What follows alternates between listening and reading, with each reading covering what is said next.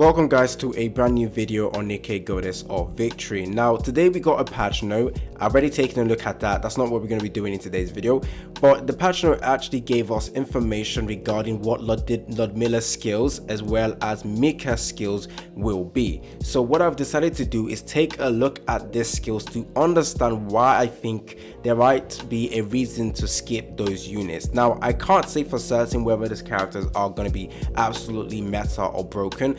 However, I can take a look at the skills to see whether we should have high expectations for those units. Now, obviously, I'm not going to gas up a character or be like, oh, this character is going to be meta, simply because we're going to have the same situation with Red Hood, and I don't want that to happen.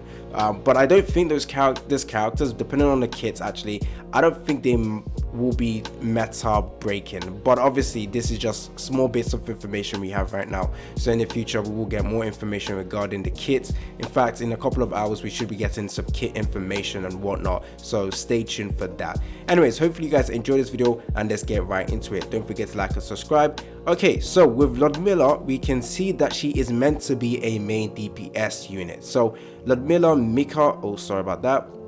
So Ludmilla, Winter Owner, is effective against enemies with exposed cores. So her main kit is dealing damage to cores. Now honestly, this sounds actually good. There is a bunch of other characters in game that do have similar abilities where they deal damage to cores. That is actually pretty good.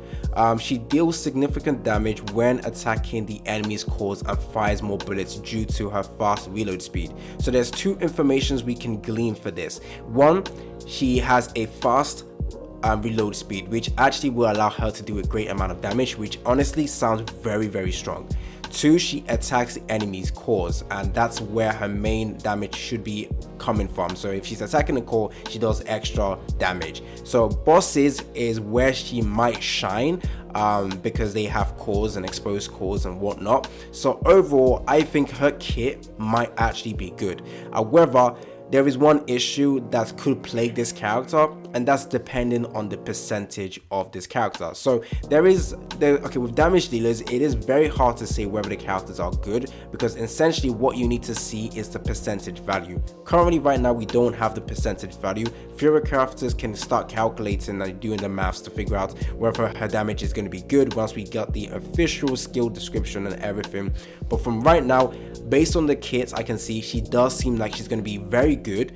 However, I would like to say, quick disclaimer, if her percentage value is not good, then her damage isn't going to be great. So the percentage they give her for her best skill and her skills in general, if it is not high enough and she's just dealing mediocre damage, then there's nothing that can save her. So based on that, I do think she might be the character to look out for in terms of the two out of these two. So the next character, which is SSR Mica, I actually think she might be a skippable character right now.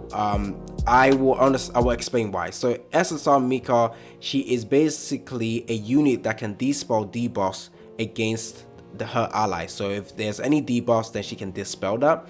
She also increases her allies' attack and defense through stackable buffs. Now I think in any other gacha games where debuffs is a thing, this character could potentially be good. However, in NIKKE, I don't think this is as good as it sounds, because dispelling debuffs in other games is good, but right now in NIKKE, I don't think debuff is that much of an issue.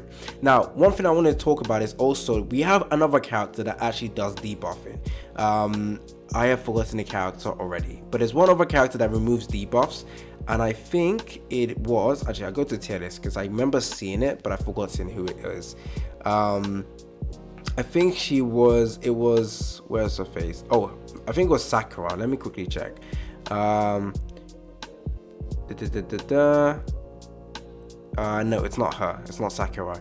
Who is it then? There's a unit that does remove debuffs or something like that, but honestly isn't that great. I'm trying to figure out who it was. Oh my days. Oh, it's Kokoa. It was Kokoa. So Kokoa actually has a skill to remove debuff, which is over there. So applies affects 2 ally units with debuff randomly, dispel 1 debuff, which, okay, as you can see from the rating, isn't that good. I don't think debuff is that useful in this game. So let's see. Yeah, cleanse shines against some bosses, but it's hard to justify using her Yeah, okay, this is for a burst one, but since actually, yeah, she might be a burst one as well. We don't know. Mica could be a burst one or burst two. In fact, if she's a burst two, then she definitely won't be that useful, because burst twos are usually your main DPS buffers. So characters like Blanc can buff up damage as well as protects you with heals. Once again, the second part of a skill as well with defense buff, that is not that useful, except if the percentage is just high enough, because I think there is a level in which defense actually becomes good. But if it's just like the standard defense buff we've been getting with like 5%, 10%, then no. I think it needs to be like 60 or 70% increase in defense for it to even be noticeable, in my opinion. But she does have one kit that actually will make her pretty good, which is she increases her allies attack. However, there is other characters in the game that increases allies attack.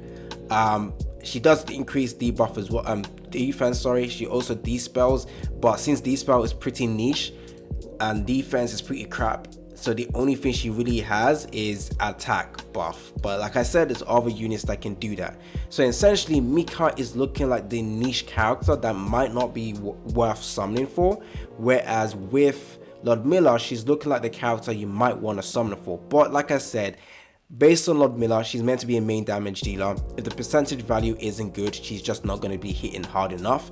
So she might be a character you might not want to summon for in that regards, but we need to test her out when she does get released in game.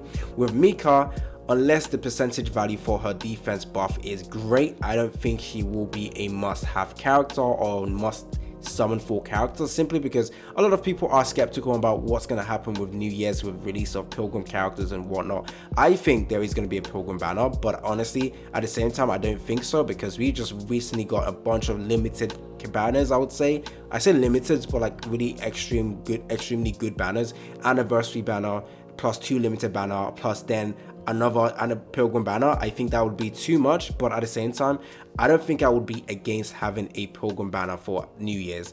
And I think I might have a few speculation on who the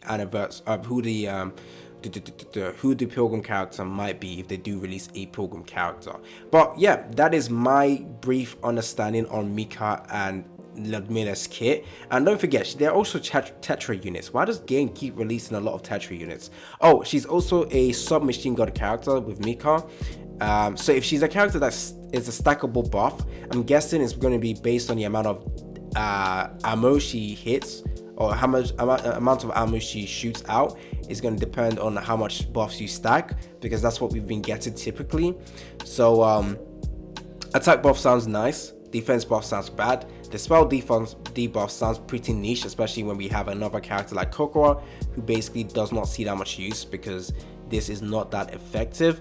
Oh, so she can cleanse CC effects basically. If it's like Kokora, where she's able to dispel buffs, and it works against Privity Stun, then I guess you can use her in PvP. But like, even though Kokora does that, we still don't use her in PvP.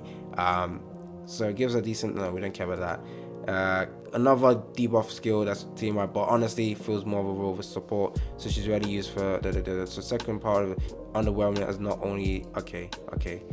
So yeah, to understand why I don't like Mica, you have to understand I don't like Kokora as well, because she does not really become useful in game. Dispel buffs is useful in some content, but at the same time very niche.